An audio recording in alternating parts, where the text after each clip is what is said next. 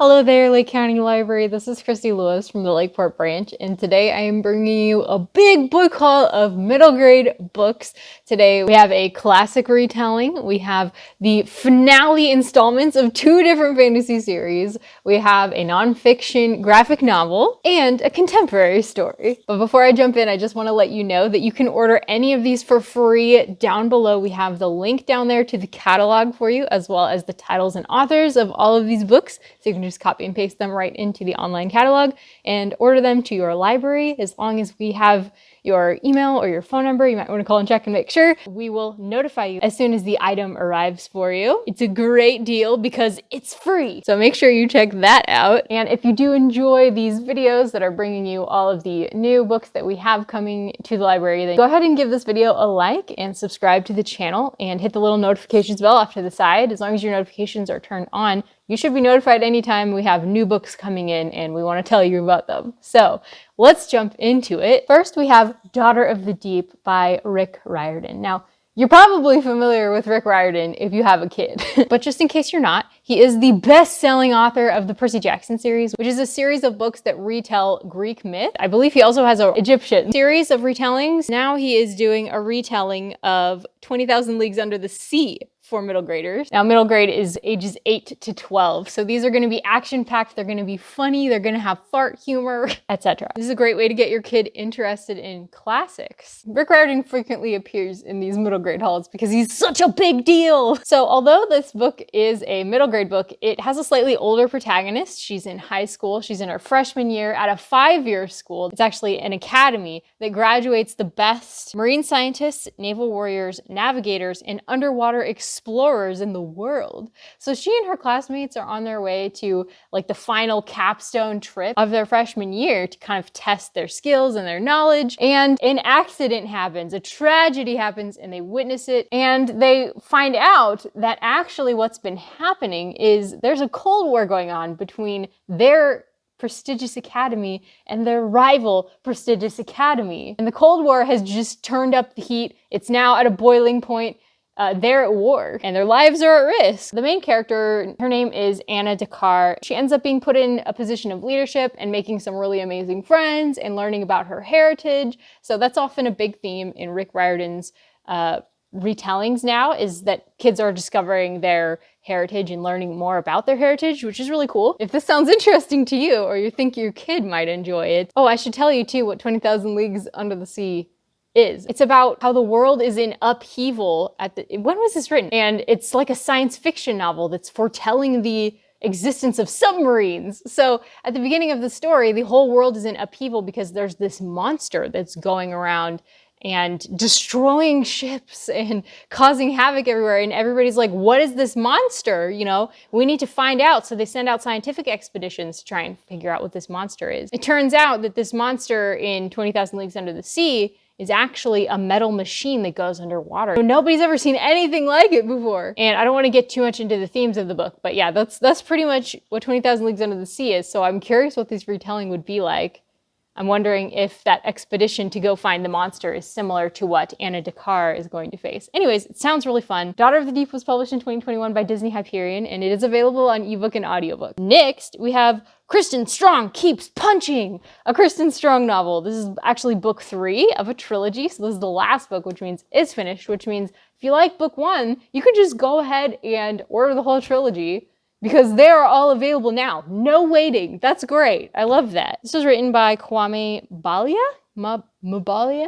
I'm not sure. Mbalia? I'm sorry, I don't know. So book 1 is sold as a middle grade version of American Gods. If you're at all familiar with American Gods, there's a TV show out for it now. It was by Neil Gaiman, and basically a guy goes on a road trip in that novel and he runs across all different kinds of gods who came to America in history, basically.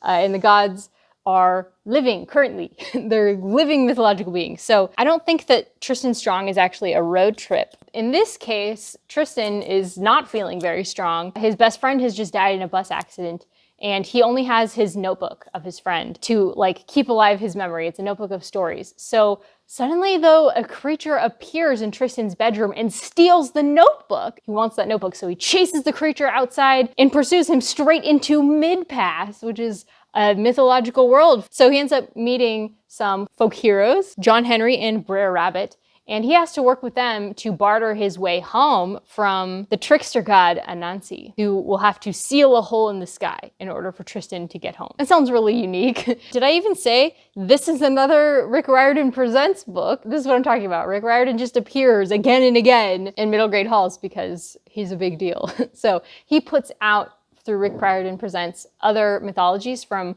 other places other than Greek and Roman and Egyptian, which were his original one. And he has a publishing house now that finds authors who can write from other diverse backgrounds and tell about their cultural heritage. So that's really cool. The book 1 is the winner of the Coretta Scott King Author Award. Book 3, Tristan Strong Keeps Punching, was published in 2021 and it is available on ebook and audiobook. Next, we have Return of the Dragon Slayers, Dragonwatch Book 5. This is another finale book, so you can read actually 2 different series are tied in here that you can have. So it's like 10 books that if you like book 1, you can keep going for 10 books.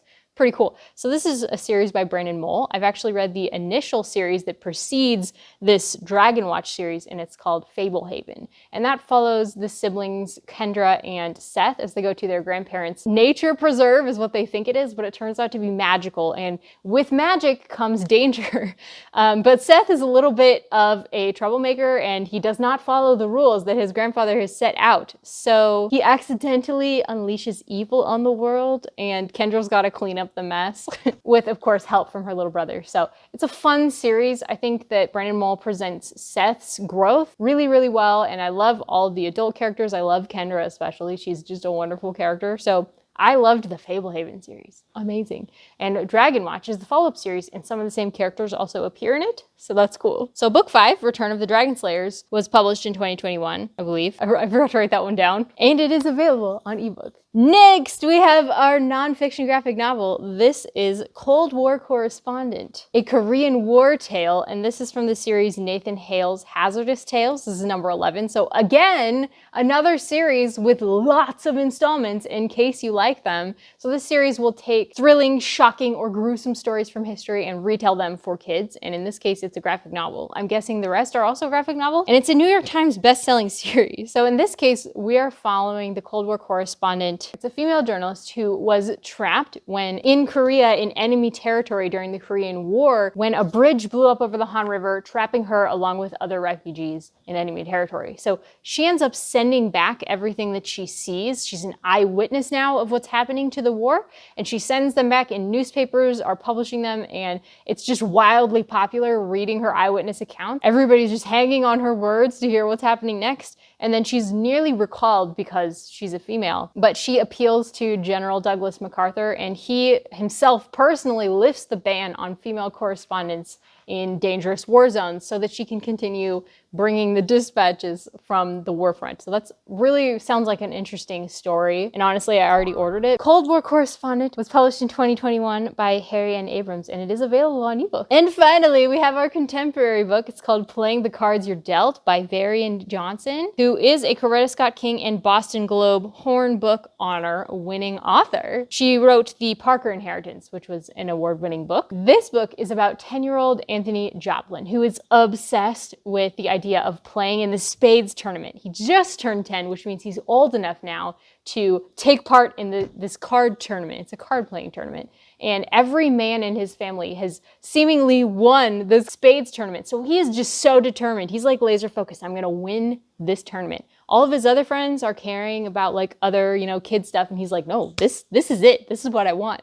Unfortunately, his best friend gets grounded. So he has to pick another card playing partner, and it's a girl. And she's excellent at the game. She knows every trick in the book, even though he's not thrilled about playing with her because she's a really big trash talker. So he keeps it a secret that he's making her his partner, but they end up training at her house for the card playing tournament. And while he's trying to keep this secret, It turns out that his own father is also trying to keep a very big secret. So the big subtitle over the summary of this book was "Secrets are always a gamble." So obviously that's going to be a theme: lying, secret keeping. Also, family legacy is a big part of the story, and masculinity as he's growing older into a man. That's the themes that this book tackles. It sounds like a good book. Playing the Cards You're Dealt was published by Scholastic in 2021, and it is available on ebook and audiobook. That is it, guys. I hope you enjoyed this book haul. I hope that you found some new interesting books to check out, and we'll see you next time. Take care. Bye-bye.